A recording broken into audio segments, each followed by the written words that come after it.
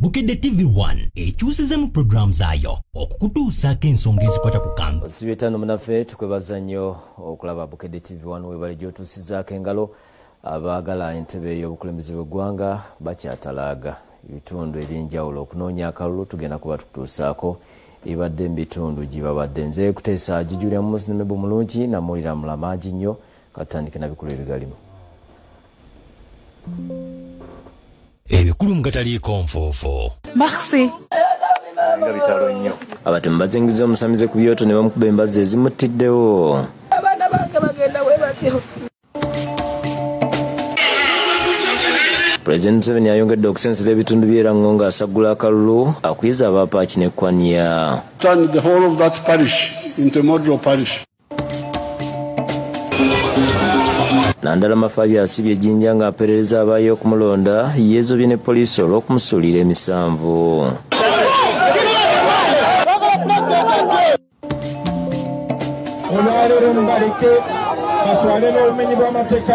Kyagulanyi agenda mu kakiiko ebyokulonda lwa poliisi kumuzibira makubo naye mwanukudde.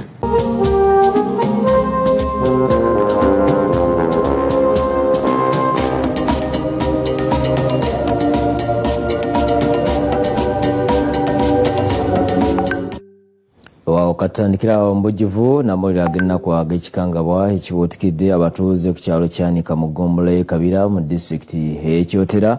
Abatemu abatannamanyikawe balumbye omukyala agambibwa nti abadde atendekebwa obusawo bw'ekinnansi ne bamukuba embazzi ku mutwe ezimuttiddewo olubo ne badduka.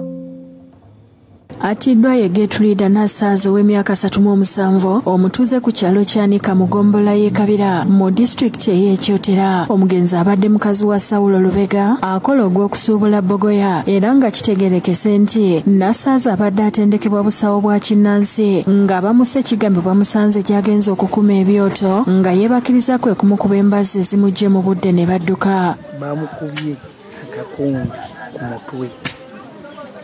Akavundi akabazzi bakamukuba ku mutwe kati jjukira kati waliera teyavuddewo. Okusinziira ku batuuze okutibwa kwa Nassaazo kwekuusa ku butakkaanya mu famire ya bba nga bano baludde nga bamusongamu olunwe nti ye ne bba baliko bannaabwe bwe basiraanya mbw era n'abamu bafudde nga bakisa ku bano okugula ebigambibwa okuba ebyokola.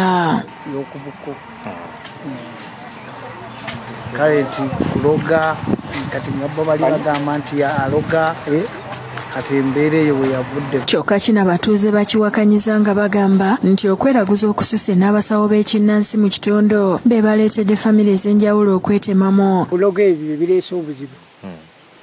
Kalogo kalenzi oyo aleese obuzibu. Bateebereza nti omuntu yenna afa ddogo. Era abasawo b'ekinnansi abo basinze okutabulatabula. Era abadde talina mpalana z'abantu ziri awo era empalana zaabo zaki z'amafamire. Abantu buli muntu gwe batta bakwasa ddogo, buli muntu afa ddogo, buli muntu afa ddogo, famire zoonoonese olw'okuba eddogo. Tukubiriza abatuuze bannaffe baleme nnyo okugendera ku bintu bya kalogo kalenzi okusalawo ne bakola ebintu ebitajjansa. Bamusanze bakutte embazzi bamukubye mu bintu bitategeerekeka. Nnyina w'omugenzi Namatovu Nowerina ategeeza nti amawulire g'okutibwa kwa muwala we gamusanze yakadde awaka okuva mu lukiiko naye n'alumiriza nti abasse omwana we bavudde ku ludda lwa bba n'asaba ab'obuyinza okukola okunoonyereza. Mwana wange abaana bange bagenda we batyo. Abaana bange sindikaga neesusse. Ne bba w'omugenzi Sawulo Lubega annyonnyodde obuzibu bwe buvudde era nti kitute ebbanga nga abooluganda lwe bamwewerera okumutuusaako obulabe. Tuntuusaako ekizibu yakituukiridde. Bagamba bajja kuntema amajambiya bajja kunkonyesa embazzi. Era embazzi yamusse.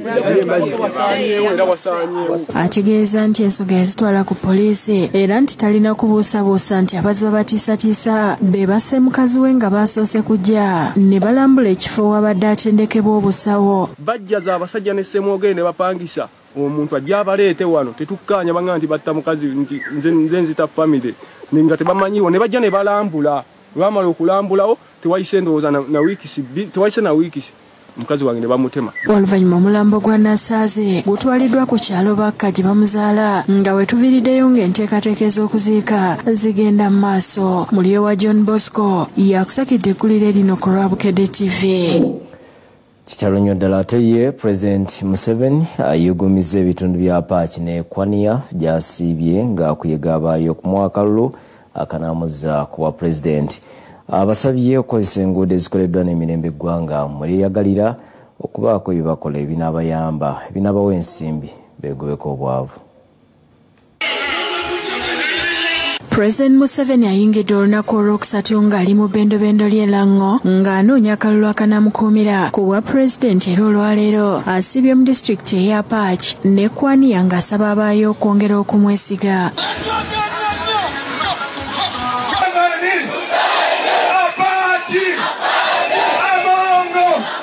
Eno yeegatiddwa akamyuka President Retired Major Jessica Alupo omumyuka wa ssentebe wa NRM owokubiri era nga Speaker wa Parliament Anita Among abakulembeze ku lukiiko lwa SEC Ssaabawandiisi wa NRM Richard Twadrong ne baminisita ab'enjawulo. Omwogezi w'ekibiina kya NRM Emmanuel Dombo asomoozesa abaali babungeesa eŋŋambo nti Lango ya UPC n'ategeeza nti bano basaanye okwerabirako ku ngeri abaayo gye babuyanye okwaniriza President Museveni. Kubanga ekifaananyi batwaniriza bulungi nnyo ebikoleddwa babiraba gainizi baagala abazirinde naye nga bagamba nti baagala bazikwesemu Museveni yabazirinda. The prison has given them 1 billion to support them buy boards, a net and do their businesses.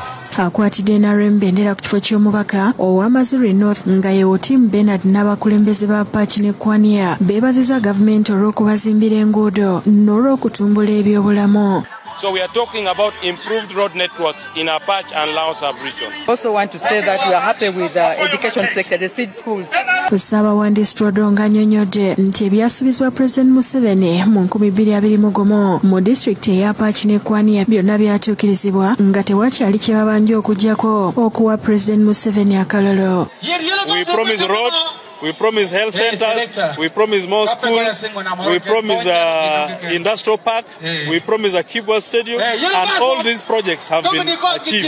Speaker Mong ne VP Alupo nabo bakuyegedde President Museveni akalolo olw'ebyo byakoledde abantu mu kitundu kino. Instead of you going to borrow money from the bank where they will ask you security, now you can get PDM. And President, before you came, the people here asked for a skilling hub. We told them you are carrying President and you're going to put a skilling hub here. So we want to call upon all the people of Uganda to continue supporting His Excellency the President and indeed vote for him in 2026. President Museveni mu kwogera kwasoose kwebaza abantu b'e Apache olw'okukuuma obutonde bw'ensi ne batatema bibira na kusaanyaawo ntobazi. I want to thank Northern Uganda because you are now the ones rescuing Uganda from becoming a desert. I come to Bunyoro, I see stronger rain.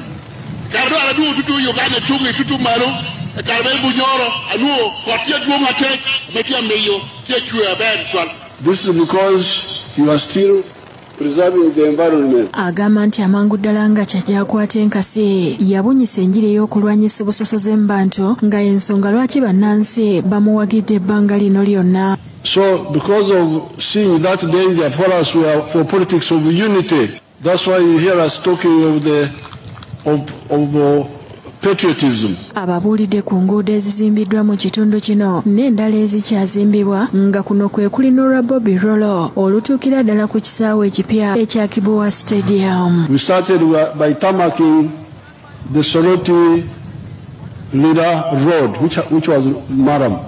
Then, of course, even the other, the Kamudin Guru Lira had been tarmac, but had grown old. We had to do it again. Now you have seen yourselves. We have been able to do Ruenguni, Masindi Port, Apache, Aduku, Lira, Ogur, Puranga. Now we are also working on the Bobi Loro Road. We want to link it with this other road because of the Akibua Stadium, which we are also doing in Gulu. Ku nsonga y'ebyenjigiriza President Museveni ayogedde amasomero agazimbiddwa aga primary ne secondary so nga n'ebyobulamu amalwaliro agazimbiddwa gasiba mu 8 nga ne mu kisanja ekijja bakwongera okuzimba amalala abaweereze n'ambulensi. At independence, the only S4 school in northern Uganda was Samuel Baker, it was S4.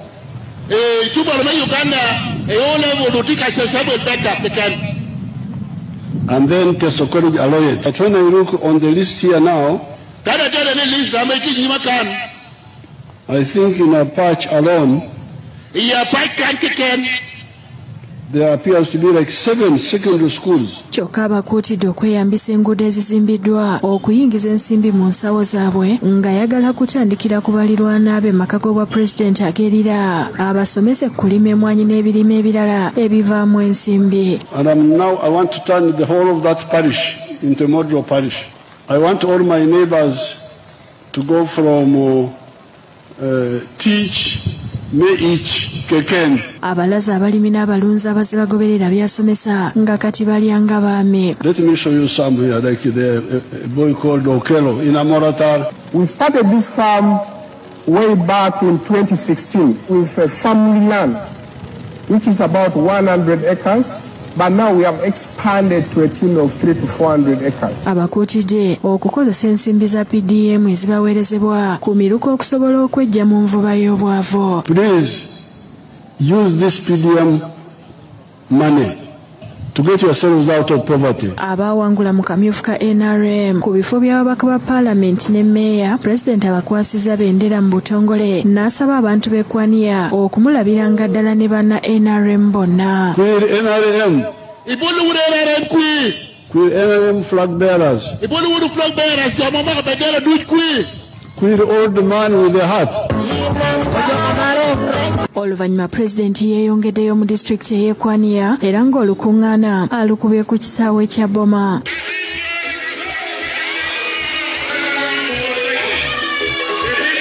President Museveni mu kwogera gye bali ategeezezza nti waakuwa abantu b'e Lang'ente 5 buli nnyumba eri abaakosebwa mu lutalo lwa Konye. I have already got response from Teso and Lango by the leaders. And I'm now instructing the government to plan for it, because it's a big project. Ababuulidde ebituukiddwako mu kisaawe eky'ebyenjigiriza n'ebyobulamu ng'amasomero n'amalwaliro bingi bizimbiddwa. 29 government primary schools in Kwaniya. Nena akwasiza abayitamu okuvuganya ku kadi ya NRM bendera wakati mu ssanyu.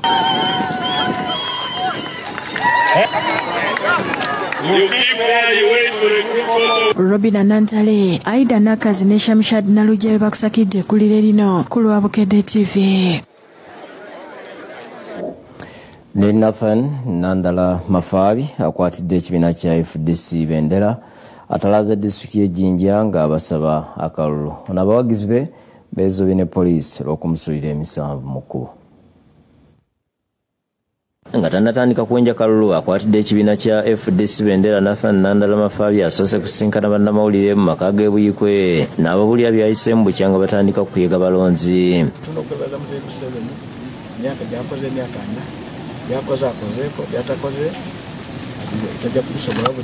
Naaliko byanokoddeyo byazaasanga ebiruma abantu. Bakati bw'otambula osanga nti Uganda abo abantu abatamanyi ebiri mu constitution ojja kusanga amunyigiriza ate singa yali amanyi constitution yani mugambye nedda n'okugamba sintufu ate kyobulabirako. Mu mbeera emu ayogedde ne ku bizibu bimusoomooza kyokka n'asiima ttiimu gy'atambula nayo olw'okubigumira. Twagala okukomyawo abantu babere omungu tugamba nti mwami Uganda. Oluvannyuma ye ne banne balinnya emmotoka zaabwe ne boolekera ebitundu bya Jinja City ebyenjawulo kyokka nga yakayingira ttawuni y'Ejjinja asanze poliisi yamulinze dda nga bwe mulagirawo okuyita. Ono asoose kunyolagana nabo nga bw'abagamba nga bw'alina okukolera mu kitundu kino kyokka oluvannyuma agondedde ebiragiro n'atalaaga ebitundu okubadde Amber Court, Bugembe Cathedral. Omwalo gw'e Masenga yonna abadde asaba akalulu wakati mu kusooka okusanyusibwamu omuyimbi Khalifa Ganaaga.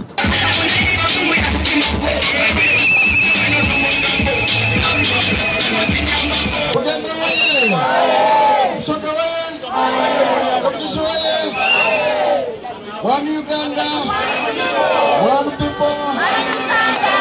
Then kukobeta okukuta Uganda otandikira wa kyalo wansi.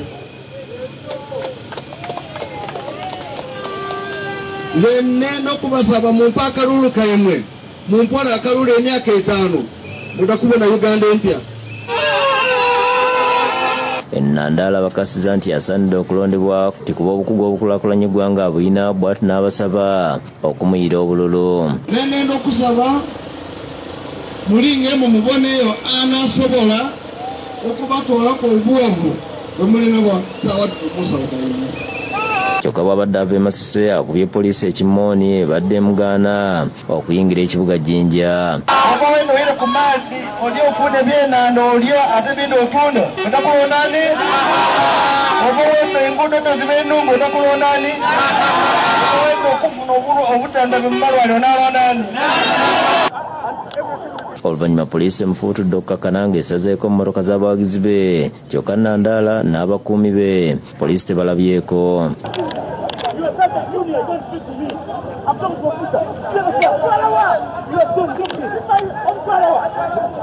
Embeera eno ereetedde abawagizi ba Nandala okusikangana ebitogi n'okuwanyisiganya ebisongovu nga kino kitutaakabanga era ng'entambula mu bitundu bino esanyaladde okutuusa poliisi bw'ennyudde ne bakkiriza okweyongerayo.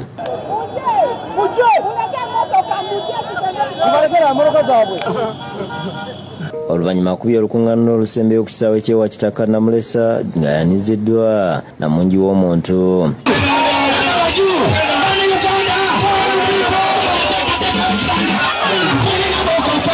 Anesityaze yakusakidde gwino ku lwa Bukedde TV.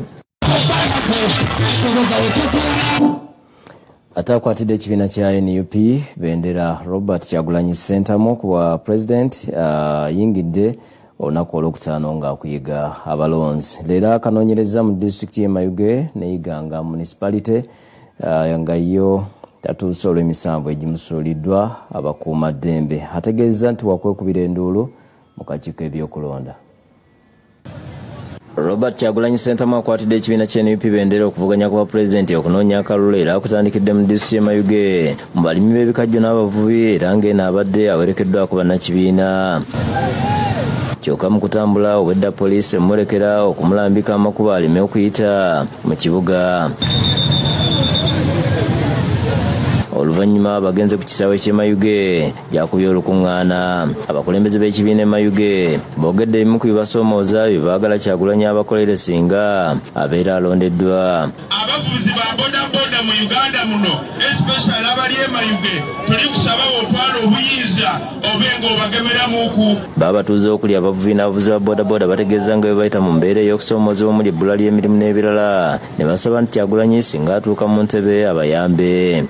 Pikipiki egula miliyoni 4.7 yalisasulira emyaka 2 yamaliriza nga asasulira miliyoni 9. Kyagulanyi mu kwogera kwe akukulumidde abakuumaddembe olw'okumisanga mu byalo ekimuviirako okutuuka ekikeerezi wabeera ku enkuŋŋaana. Leero ebadde namba 4 bagezaako okusiba obudde bwaffe tutuuke leeti bagame mutuuse leeti. Asibye abatuuze okumwesiga bamuwa akalulu era nti singa awangula agenda kubafunira ekibuga mu Mayuge ate abafunira obutale banaatundanga ebikajjo byabwe. Twagala wabeerewo constant market ey'ebyo ebirime n'ebiva mu bulunzi. Era abasuubiza okutumbula ebyenjigiriza ng'abayizi basomera bwereere n'okubaliisa. Abaana bano abamu baagala nnyo okusoma naye abaana abato tulina okubaagaza okusoma. Oluvannyuma yeeyongedde eyiga ng'okuba yolaale era ng'eno nayo poliisi emulagidde obutayita mu kibuga n'ayita mu byalo. Bwe batuuse eyiganga basanze oluguudo olugaddwa ekibaviiriddeko okweyogerera ebisongovu ne poliisi. Tugenda bakomuniketingira puroguramu empya eyo kampeyini eyiganga. Asibye abawagizi be okubeera bakkakkamu ate baleme kukola fujjo baleme kubeekwasa nti bamenyi b'amateeka era nti agenda kusisinkana abakakiiko ebyokulonda. Olwaleero nti batulemesezza naye ennaku zikyabulayo ennaku ezisuka mu 10 mwebale kumpuliriza mbasaba tandinga emmotoka zaffe tuddeyo. Kyokka poliisi efulumiza ekiwandiiko ng'etegeeza nti enkuŋŋaana z'e Mayuge Kyagulanyi azikubye bulungi naye bw'atuuse Iganga tagoberedde enguudo zibamulagidde okuyitamu bwe bati bamuwa obudde okugoberera enguudo ezimulagirwa. Mu kiseera kino Kyagulanyi azzeeyo ejjinja wasinzira okutalaaga Busoga. Ebyo ebijjidde ng'ababaka abafunye kkaadi z'NUP mu bitundu bya Buganda bakuŋŋaanye ku kitebe ky'NUP e Kavule ne bakubaganya ebirowoozo kalulu ka 2026. Akulira abaka mu Paalamenti abaludde oluvuganya gavumenti Jolo Ssenyonyi abasabye okweyisa obulungi. Tubasaba bannange tufuna fulaga ate n'owummula n'olowooza nti kiwedde ate kati bina nakola nnyo n'okusinga by'obadde okola. Ssenyonyi abakubiriza bakwatagane baleme kuba mu bukuubagano. Tubasaba bonna batambulire awamu kijja tuyamba obutabeera na miwaatwa ate bannaffe tuvuganya gye basobola okukozesa. Ate omumyuka wakulira NUP mu Buganda Muhammad Mwanga Kivumbi asibye abakulembeze okuva Emityana okweteekera kandideeti waabwe ku Lwokubiri. Olwokusatu tulina Kyakwanzi n'Ekiboga eyo kigenda kutokota 600. David Tamale na Bubu Atuusa byakusakidde gweno okulaba Bukedde TV. Kale katusooke tumulemu tukyadda n'amalala tovaawo. Kulika yomo kumulamoko bwe tweyongerayo n'amalala gino Mugisha Muntu akwatidde ekibiina kya Anti-Bendera mu kalulu k'obwa pulezidenti atalaaze disitulikiti y'e Rubirizi ng'asagula akalulu n'asuubiza abavubi nti wakubagobera amagye ku nnyanja amangu ddala ng'afuuse pulezidenti. Litaadi Meja General Mugisha Muntu akwatidde ekibiina ky'Anti-Bendera ne ttiimu gye bakedde kusimbula mu tawuni y'e Shako okulekera disitulikiti y'e Rubirizi okusagula akalulu k'obwa pulezidenti.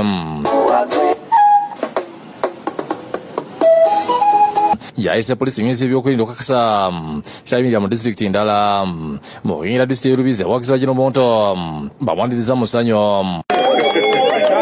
Akubira okuganda mu tawuni kansi ekaterera ngera mukwogera ku gye bali asuubiza abavubi avubira ku nnyanja okulira George ne Edward ezisanga mu bitundu bino nti wakugoba amagye ku nnyanja. Amagye gakulwana entalo ez'ebweru n'okukuuma borders z'eggwanga si kubeera ku nnyanja kati waliko omulabe ku nnyanja we mundu wano George eri munda Kyoga eri munda waliko olutalo olulwanirwa wano bakolako ki ku nnyanja mirimu gya poliisi. Gavumenti walina obukundi obwefuga ennyanja n'akubya abavubi nti singa bamulonda kuwa pulezidenti embeera ejja kutereera. Ati ninja niyenkoreeti nigyalimu okwenda kutawo kateeri y'okukontrolinga ki okujuba kwa George na Edward. Ayogedde ku kisibu ky'ensolo eziba mu Queen Elizabeth National Park ne zilumbagana abatuuze ng'abagumiza tibanamulonda ekisibu kino kinogera eddagala. Abatuuze mu kitundu ky'Ekaterere abawulira General Muntu ensonga zaabwe muli n'oluguudo oluva e Kyambalo okugenda e Kamwenge era nga mukwanukula abasuubiza nti ensonga zaabwe bakuzikolako. Abasuubuzi, abahingi, abaliisa, ab'amakolero bayekuze sente kuruga omu bankisi ez'enkulaakulana. Bagenze mu tawuni ebulala kuli Kyambula nyina abasuubuzi nabo bamubuulidde ebibanyiga.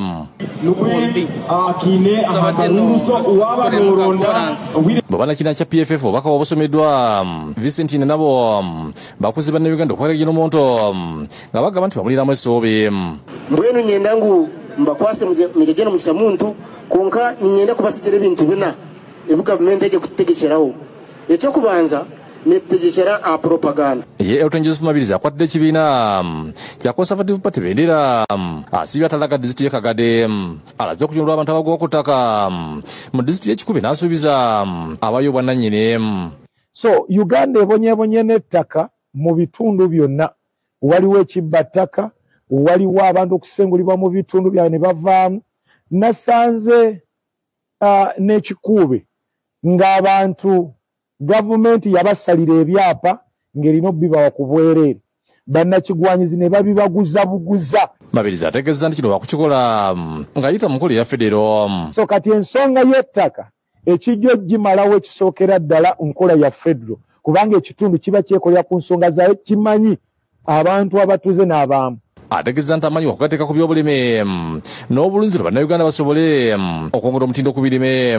Bwe tuteeka ssente nnyingi mu by'obulimi naddala bwe tutunuulira kati disitulikiti nga Kagadi nti balima naye beetaaga okuwa amaanyi bateeke omuwendo ku bye bakola bisobole okuba nga balina akatale. Atuze ku n'amasomero ga gavumenti n'ategeeza nti abasomesa bonna basaanidde okusasula kyenkanye. Naye kino ate gavumenti ekyaliko ekyanukulire mangu abasomese bawe ssente bonna bagenda mu katale keekamu owa arts n'owa science bagenda mu katale keekamu. James Magala ne Thomas Tumwebaze bakusakidde eggulu eno ku lwa Bukedde TV. Ate ye Commissioner w'ebyobulimi mu Ministry y'obulimi n'obulunzi Stephen Byatwale asimye kampuni ya Vision Group olw'okuteeka empaka z'omulimi asinga eziyambye okutumbula ebyobulimi n'obulunzi mu ggwanga. Bino byogeredde ku mukolo gw'okusiibula abawanguzi b'empaka z'omulimi asinga 224 nga bagenda ebdaaki okulambula n'okuyigira ku balimi ab'amaanyi.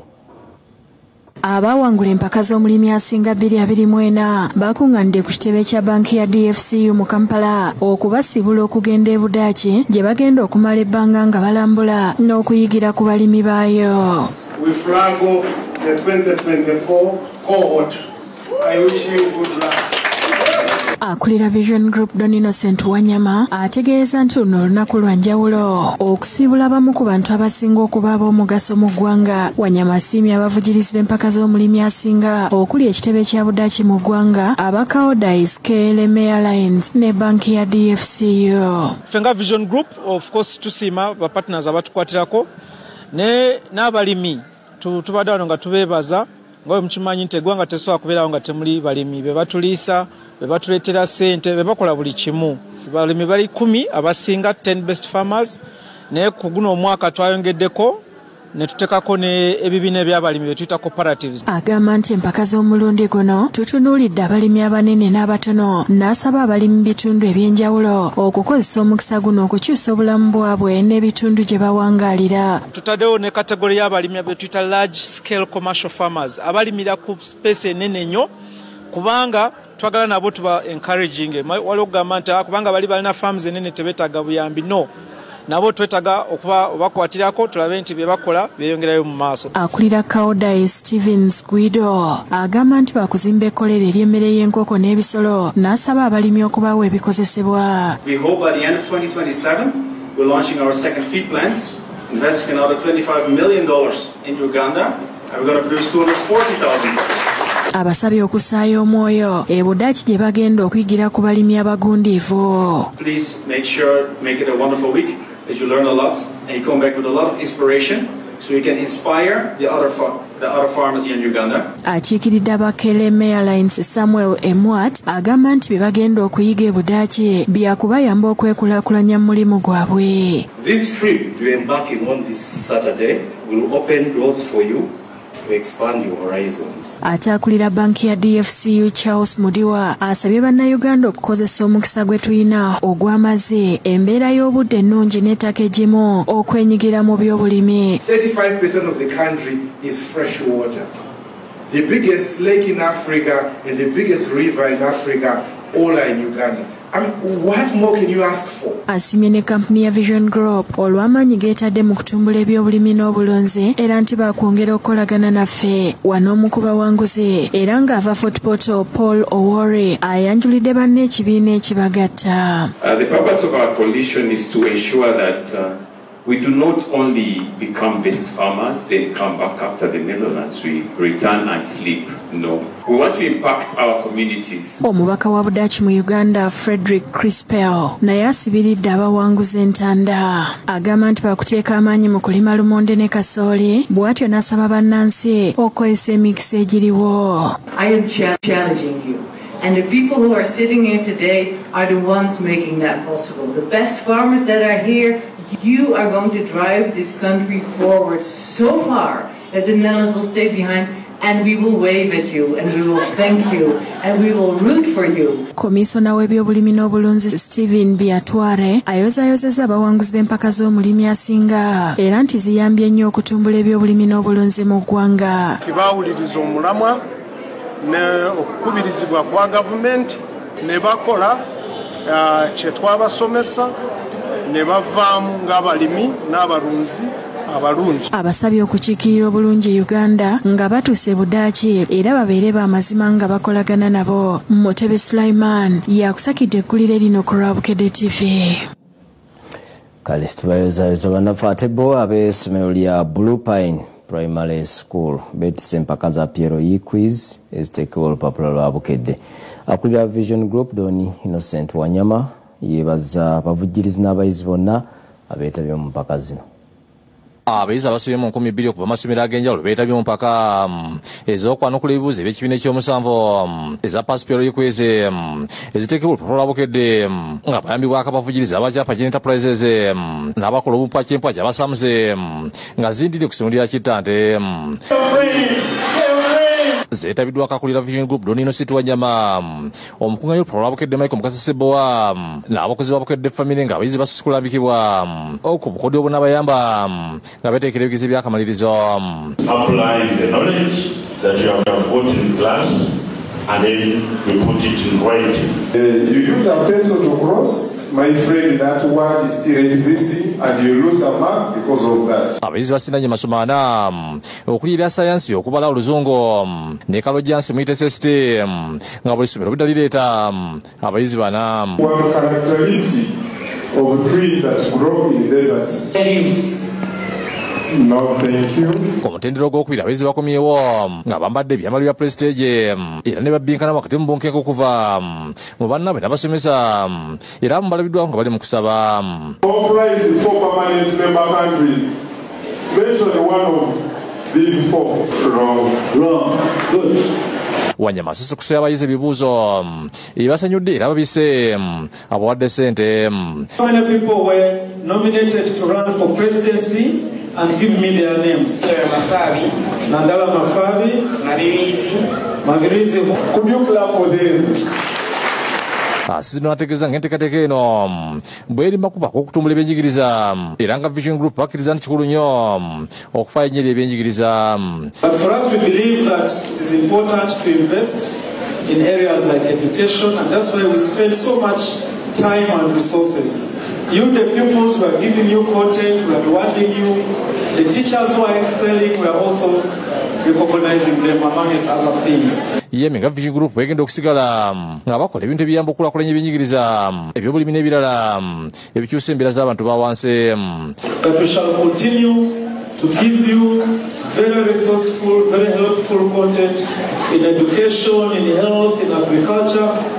But we also ask that you continue to be our supporters and our clients. Kindly buy our papers, tune into our TVs, listen to our radios. Yebazisa abavujjirizi b'empaka zino n'abasomesa okubeerawo kwabwe kuzongera amaanyi. I want on behalf of Vision Group to appreciate all the schools that have taken part and listened to our call and came here. We have got testimonies from the other schools that have been a part of this in previous years. That these quizzes have been very helpful. Abayizi okuva mu masomero ana be bayiseewo okubbinga n'okuputira gw'akamalirizo nga gye bigwedde ng'esomero lya Blue Pine Primary School ekatooke eryetese empaka ez'omwaka guno. Ssebo bakwasiza awaadi wakati mu kuwaga.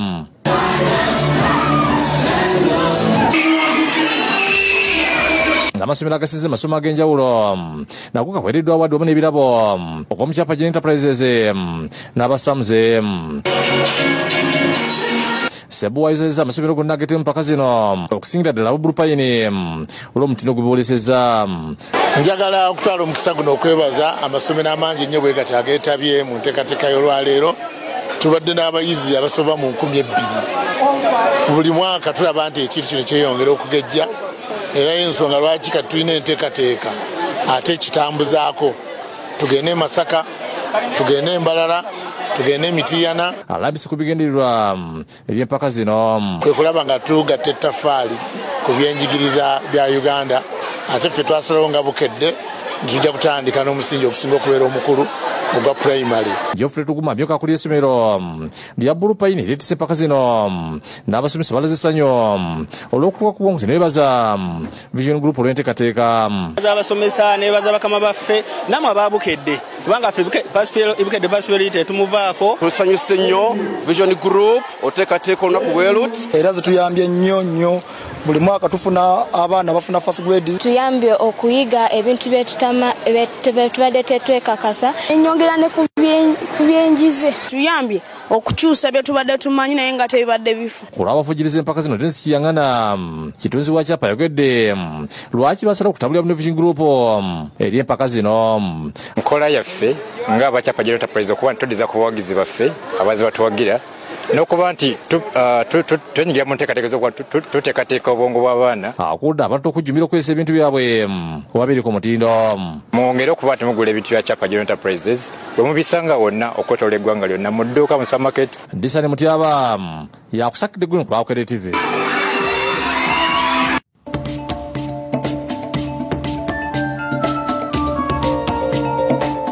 Nabino Tukwebaza okubeera naffe nga tweyongereyo n'amalala aba kampuni ya WQ basabye gavumenti okukendeeza ku musolo ogujjibwa ku bidduka ebisula emigugu okutumbula ebyamakolero mu ggwanga. Babadde Busega ku kitebe kyabwe nga batongoza emmotoka ekika kya heli empya ku katale esitula emigugu. Aba kampuni ya WQ abatuusa ku n'emmotoka ez'enjawulo okuli Sinotruck Oho ne GWM batongoza emmotoka empya ku katale ka Uganda ezisitula ebizito mu makolero ziyite forklift. Ekika kye batongoza kya hailing omukolo gubadde ku kitebe kyabwe Busega wano mu Kampala nga gwetabyeko abakungu bangi okuva mu makolero agatali gamu. Akulira WQ mu Uganda Bruce Lynn agamba nti emmotoka ezitongozeddwa zirina obusobozi okusitula obuzito okuva ku ttaani emu okutuuka ku ttaani 55. Recently, I think several years, we found a lot of industrial activity in the country. There's a lot of factories, so which means they need a lot of forklifts. And now we bring the affordable forklifts and with affordable payment terms and with good qualities. Okusinziira ku bakungu bano forklift eza helize ezisinga mu katale China nga kyankizo okuzireeta mu katale ka Uganda eri kaweefube okutumbula amakolero. Abamu ku bakozeseza ku mmotoka zino abakulembeddwa mu Businje Lwabogo akulira entambula y'emirimu mu Mukwano Group ayogedde ku ngeri gye basanze emmotoka zino n'asiima aba WQ olw'enkolagana. Kwegamba forklift eri nyangu nnyo okukozesa terina buzibu bw'amaanyi mundabirira sente ntono nnyo okugezaako ne forklift endala eziri ku katale n'olwekyo beesaanira buli omu agyeyune agikozese. Akulira abakitunzi ba WQ Richard Musani alambuludde ku ngeri emmotoka zino gye zikolamu nga mulimu eza diesel amasannyalaze n'eza gaasi. Akakasiza nti mu byonna bye bakola obutonde bw'ensi babuteeka ku mwanjo. This country is in e-mobility. So we know very well that electric mobility offers sustainability for our environment, but also it is a future of mobility solutions for this country. Okusinziira ku Musani bateereddewo bakasitoma baabwe enkola mwe basobola okuyita okwetuusaako emmotoka zino ku kibanja mpola. Wano ku WQ tulinako product nga bagiyita in-house financing. Ku yo in-house financing tubeera nga tukuwako short-term financing. Eyo short-term financing eringa 0 to 12 months. Awo obeera ng'osobola kusasulako 50% of value ya forklift. Asabye gavumenti okukendeeza omusolo ogugibwa ku mmotoka nga zino ezikola emirimu bwe tuba bakutumbula amakolero mu ggwanga lyattu Uganda. Kati kufunako industrial relation nakubeera nga abantu bafuneko incentives. Eyo incentives ekusinga bagyemu omusolo. Nze Ismail Nsubuga ku lwa Bukedde TV.